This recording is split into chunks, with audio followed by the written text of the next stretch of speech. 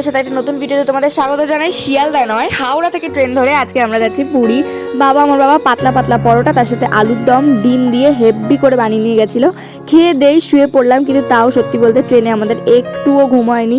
তাই সেই দিনটা প্রায় আমাদের নষ্টই হয়ে গেছিলো। হোটেলে এসে চা খেলাম, তাতেও মানে যেন দিনটা প্রপারলি ঘুমিয়েই কাটিয়েছি পুরো। সেদিনকে কোথাও যাইও নি, জাস্ট একটু সি বিচে এসেছিলাম, সি বিচে এসে মোমো খেলাম, একটু আইসক্রিম খেলাম।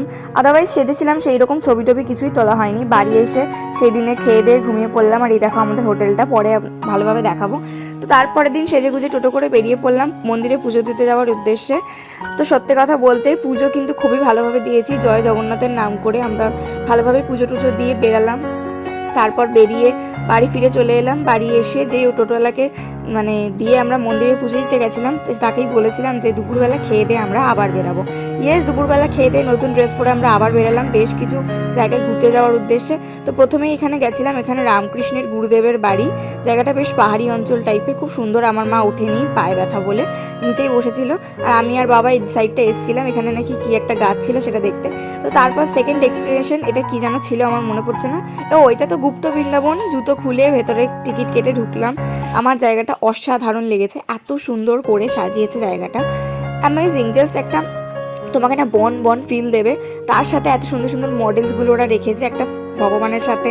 ভগবান সত্যি পাহাড়ের ওপর বসে আছে, মানে খুবই সুন্দর একটা প্রীতি জায়গা। মানে অ্যাকচুয়ালি যদি গুপ্ত বৃন্দাবনকে নিয়ে একটা ভিডিও করা যেত না, প্রচুর কিছু দেখানো ছিল, বাট আমি সেইভাবে দেখাতে পারিনি, জাস্ট ছোটো ছোটো ক্লিপ দেখিয়েছি।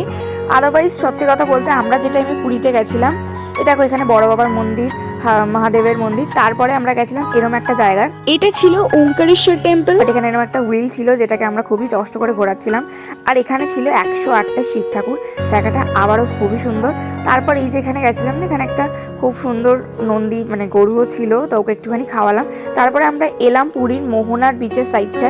আকাশটা দেখো কি সুন্দর লাগছে। তারপর লাস্ট এসেছিলাম বিপত্তারিণী মন্দিরে। তারপর চলে এসে সি বিচে বসে নিলাম। ওদের না সেদিনকে লক্ষ্মী ঠাকুরের ভাসান ছিল। যাই হোক, ঘরে এসে মাংস ভাত খেয়ে আমরা কিন্তু শুয়ে পড়েছিলাম। আর এই দেখো সেদিনকে একটা রিলও বানিয়েছিলাম। এই দেখো তারপরের দিন আমার বাবা নিচে বেরিয়েছিল। সত্যি বলতে আমরা যে টাইমে গেছিলাম সেদিনকে বৃষ্টি ঝড় এসব আসার কথা।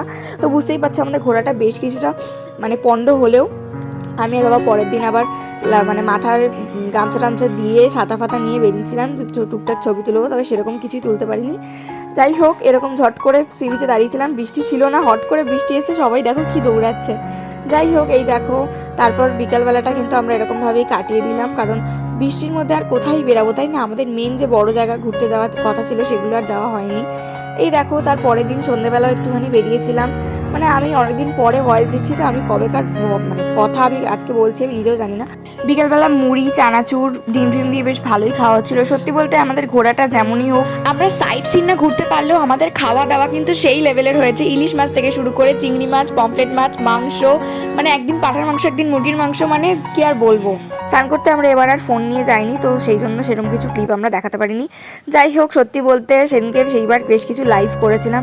আদারওয়াইজ পুরীতে যাওয়াটা আমার খুবই ভালো লেগেছিলো, কারণ যদিও আমরা বড় বড় কোনারকের ওই সাইডগুলো ঘুরতে পারিনি, তাও আমি কিন্তু যতটা মজা করে ঘুরেছি, আমরা তিনজন মিলে ভীষণ ভালো ঘুরেছি আমার মনে হয়।